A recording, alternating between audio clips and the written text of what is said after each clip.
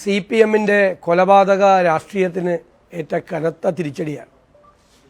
Party തന്നെ ഗൂഢാലോചന നടത്തുകയും പാർട്ടി തന്നെ കൊലപാതകങ്ങൾ നടത്തുകയും പ്രതികളെ സംരക്ഷിക്കുകയും കേസുകൾ നടത്തുകയും ചെയ്യുന്ന തീവ്രവാദ സ്വഭാവമുള്ള സംഘടനയായി കേരളത്തിലെ സി പി എം മാറിയിരിക്കുകയാണ്.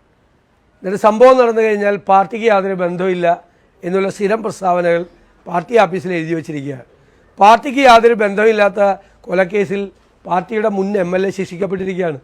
ലോക്കൽ കമ്മിറ്റി നേതാക്കന്മാർ, ഏരിയ കമ്മിറ്റി അംഗങ്ങൾ ഉൾപ്പെടെയുള്ള ആളുകൾ ശിക്ഷിക്കപ്പെട്ടിരിക്കുകയാണ്. അപ്പോൾ പാർട്ടിക്ക് പങ്കില്ല എന്നുള്ള സ്ഥിരം പല്ലവിക്ക് യാതൊരു അർത്ഥവുമില്ല എന്ന് കേരളത്തിലെ ജനങ്ങൾക്ക് ഒരു പ്രാവശ്യം കൂടി ബോധ്യമായിരിക്കും. ഈ കേസിൽ 10 പ്രധാനപ്പെട്ട പ്രതികൾക്ക് ഇരട്ട ജീവപര്യന്തവും അതുപോലെ 4 പ്രതികൾക്ക് 5 വർഷം തടവുമാണ് കിട്ടിയിരിക്കുന്നത്. ഏറ്റവും കടുത്ത ശിക്ഷ ആണ് കിട്ടിയിരിക്കുന്നത്. 10 പേരെ നേരത്തെ വെറുതെ വിട്ടിരുന്നു.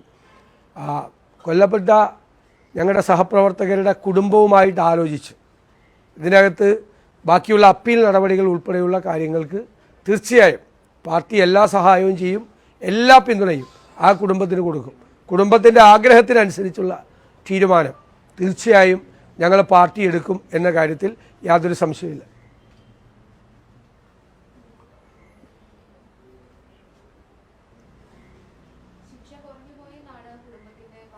അല്ല, കാരണം അവരുടെ മക്കളാണ് നഷ്ടപ്പെട്ടിരിക്കുന്നത്.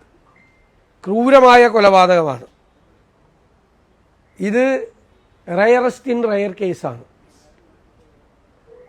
അപ്പോൾ അവർ സ്വാഭാവികമായിട്ട് അത് പ്രതീക്ഷിച്ചിരുന്നു കുടുംബം. പിന്നെ ഇരട്ട ജീവപര്യന്തമാണ്.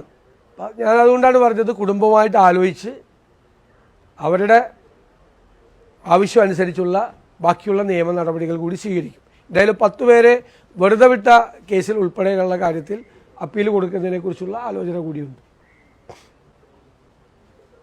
ഇത് സി പി എമ്മിൻ്റെ രീതിയാണ്. ഈ മറ്റുള്ളവർക്ക് രാഷ്ട്രീയ പ്രവർത്തനം നടത്താൻ അവസരം കൊടുക്കില്ല. ഈ ചെറുപ്പക്കാർ കുറ്റകൃത്യങ്ങളൊന്നും ചെയ്തിട്ടില്ല ഇവരെ കൊന്നത്. ആ ചെറുപ്പക്കാർ അവരുടെ ഗ്രാമത്തിൽ രാഷ്ട്രീയ പ്രവർത്തനവും പൊതുപ്രവർത്തനവും സാമൂഹ്യ പ്രവർത്തനവും ജീവകാരുണ്യ പ്രവർത്തനവും ഉൾപ്പെടെ നടത്തി ജനങ്ങളുടെ ഇടയിൽ ഈ ചെറുപ്പക്കാർക്ക് സ്വാധീനം വർദ്ധിച്ചു വരുന്നത് കണ്ട് അത്തരം ആളുകൾ സി പി എമ്മിലല്ലാതെ വളരണ്ട എന്ന് പാർട്ടി തീരുമാനമെടുത്ത് കൊന്നതാണ്. ഇത് സ്റ്റാലിൻ്റെ റഷ്യയിൽ നടന്നിരുന്ന പോലത്തെ കാര്യങ്ങളാണ്. ക്രൂരമായ കൊലപാതകമാണ്.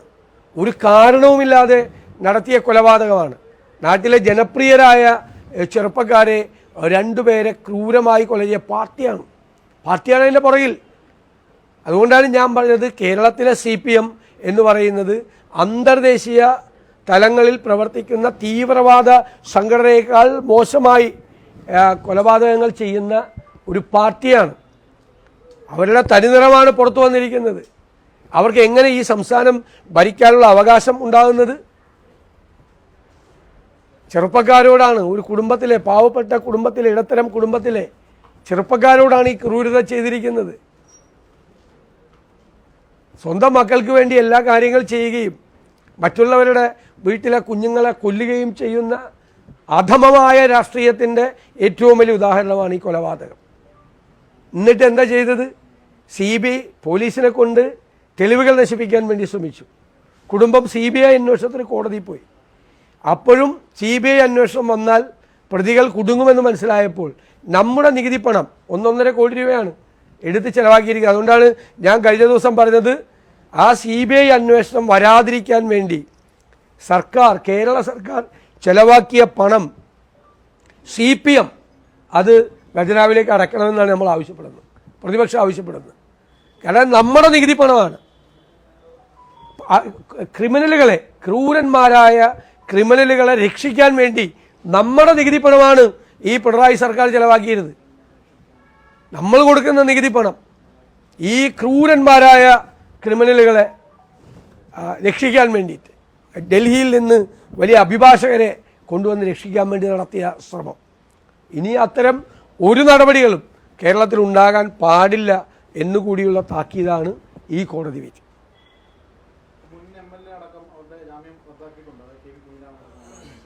അവർ ജയിലിലേക്ക് പോകും. അപ്പോൾ ക്ലിയർ ആയില്ലേ? എല്ലാ ടി.പി. ചന്ദ്രശേഖരൻ്റെ കൊലപാതകം കഴിഞ്ഞ് മാഷാ അള്ളാഹ് സ്റ്റിക്കർ ഒട്ടിച്ചിട്ട് പോയി കാറിൽ, വേറെ ആളാണെന്ന് കാണിക്കാൻ. എന്നിട്ട് പാർട്ടിയുടെ പ്രധാനപ്പെട്ട നേതാക്കൾ ജയിലിലായി, അല്ലേ, ക്രിമിനലുകൾ ജയിലിലായി. ഈ കേസിൽ പാർട്ടിക്കൊരു ബന്ധമില്ല എന്ന് പറഞ്ഞു. പാർട്ടിക്ക് ബന്ധമില്ലാത്ത കൊലപാതകത്തിൽ മുൻ MLA എങ്ങനെയകത്ത് പോകുന്നത്, പാർട്ടിയുടെ നേതാക്കന്മാർ എങ്ങനെയകത്ത് പോകുന്നത്? അപ്പോൾ അതൊരു സ്ഥിരം പല്ലവിയാണ്. ഞാൻ പറഞ്ഞ പോലെ പാർട്ടി ഓഫീസിൽ എഴുതി വെച്ചിരിക്കുക, ഏത് കൊലപാതകം കഴിഞ്ഞാലും അപ്പോൾ പ്രസ്താവന കൊടുക്കാൻ. പാർട്ടിക്ക് ബന്ധമില്ല. ജനങ്ങളെ കബളിപ്പിക്കുകയാണ്, നമ്മളെ പരിഹസിക്കുകയാണ്, നമ്മളെ കൊഞ്ഞനം കുത്തി കാണിക്കുകയാണ് ഈ കൊലപാതകം നടത്തിയിട്ട്. അതാണ് നടക്കുന്നത്.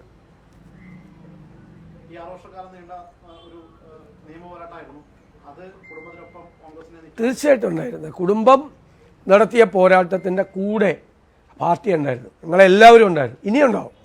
അവരുടെ കൂടെ ഞങ്ങളുണ്ടാവും എല്ലാ കാര്യത്തിലും. കാരണം നഷ്ടപ്പെട്ടതിന് പകരം വയ്ക്കാൻ ഒന്നും പറ്റില്ല.